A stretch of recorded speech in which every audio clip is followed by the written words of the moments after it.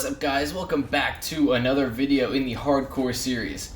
Today I've got some big plans. It all revolves around the village. We are going to build a massive wall around it to keep it safe and also to make it a little bit more defendable in case we decide to start doing some raids, although that's probably going to be a bit in the future. We are also going to set up our trades, so we're going to essentially have free unlimited diamonds by the time we're done with it.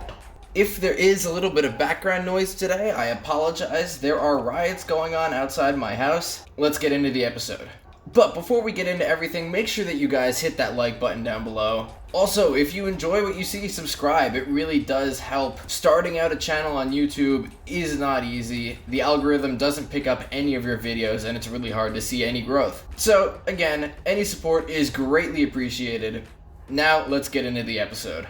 So because the buildings we are using are so spread apart, it's not going to be easy to build a continuous wall around this entire area. So what I'm thinking I'm going to do is I'm going to set up a tower around this right here. And then the main part of our fort around this area, because that's where most of our villagers are.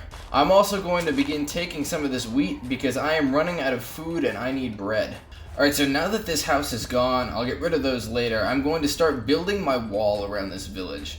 I think I'm actually going to do the entire village, just because then we'll be able to locate our farms within this wall as well. So we won't even have to leave to essentially generate crops for money.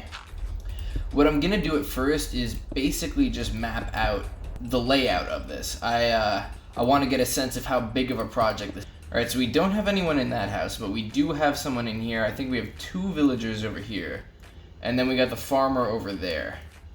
So the village will now be safe from that direction, but this is going to be the more tricky area to cover. I can start deconstructing this section of the village right here, but I may want to move the farmer into one of these houses just because he's so exposed over there. I honestly can't decide right now, so I am going to just build up the wall over here until we have it at a good height. I will be putting towers in all the corners as well, but for now I'm just going to put the wall up. And we are out of cobblestone. We are going to have to do a bit more strip mining. That's what I'm learning from this. But we have a good area carved out right now. I'm going to work on flattening this as well, but it's back to the mines for now. And now, to get all the stone, I'm going to be making a quarry instead of just strip mining. This is because the goal of this is purely stone, not any ores or anything like that. So let's begin over here. Sun's going down, it's time to go back home. Alright, so we nearly have 5 stacks of cobblestone in our inventory. It is time to go continue work on this wall. Alright, so here's the progress on the wall so far. As you can see, I've gotten it all at the same height. This is going to be the final height. Besides the ramparts I'm going to put on the top. And I'm going to be adding towers at each of the corners. But I think it's time to start making money in this village. So we're going to check out what trades the farmer has, because that's how we're going to start making. Once we're able to build slightly bigger farms, then we can move on to the cartographer, and that's where the real profits start.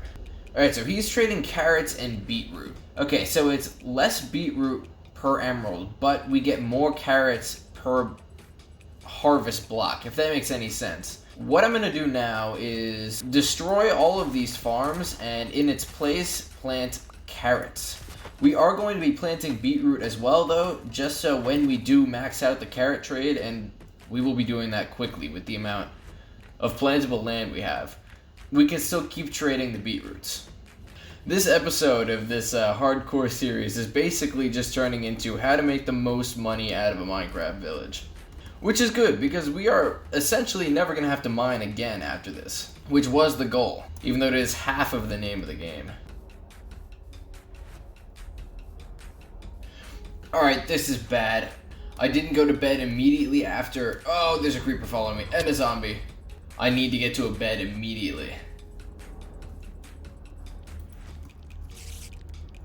Alright, come on. Oh, we made it. That was very close. I think I'm going to start using this bed right now, because it's so close to the farms where we're working. Alright, so we got the basic plan for the carrot farm down. I think it's time to start filling this in now. Alright, we've completed the wall. Now it's time to finish the farms and then let's get to trading. And there we go. Time to use our 4 remaining carrots right here. Actually, I think I'm going to use all of the stuff we planted down here up in this farm, and that will be our beetroot farm.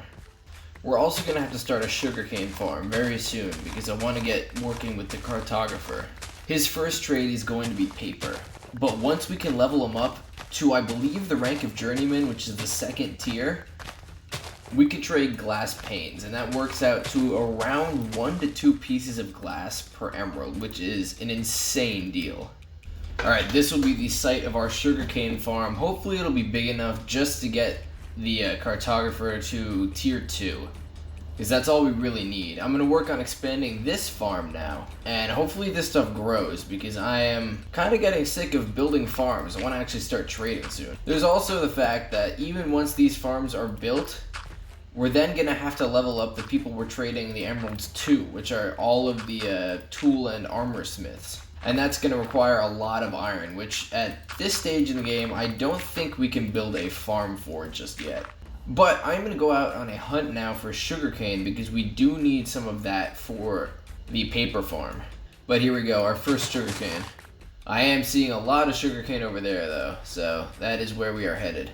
Time to go back to the base. I think 17 sugarcane should be enough. Ooh, actually, if we can grab some extra iron in this cave, that would be ideal. Alright, that little expedition into that cave gave us 37 iron, which will put us well on our way with one of our smiths. And that wasn't too far from our base, so while it is about to be nighttime, we are good to go. We have gotten enough sugarcane to start our farm. Alright, so I have finished the construction of the wall around my village, and the fort is almost complete now. We just have to add the section where I will live. There it is. This is going to be our new base. I'm going to make somewhat of a keep up there, or just a place where we will live. That's the house I've been sleeping in. Yeah, so this wall is way bigger than I was anticipating. I had to go back to the quarry a bunch of times. I forgot to put a gate in it, so I'm going to have to do that probably next episode or in between episodes. But with all the time working here, the farms have actually produced, so we will harvest those, make our first few trades, and then call it an episode. So, up to our farmer.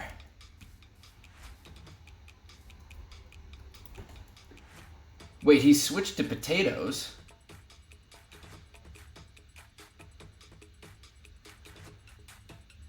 What? I'll make this trade just to lock him into potatoes, just because it's better than wheat, but that is really disappointing. But if you guys have enjoyed this episode, make sure that you hit that like button down below. We managed to build an entire castle during this episode and also set up farms for trading and making massive profits in the future because, of course, that villager had to switch up his trades. He has been doing us wrong this entire series. With that being said, make sure that you also hit that subscribe button. All the support really helps a lot, and I will see you guys next time. Peace.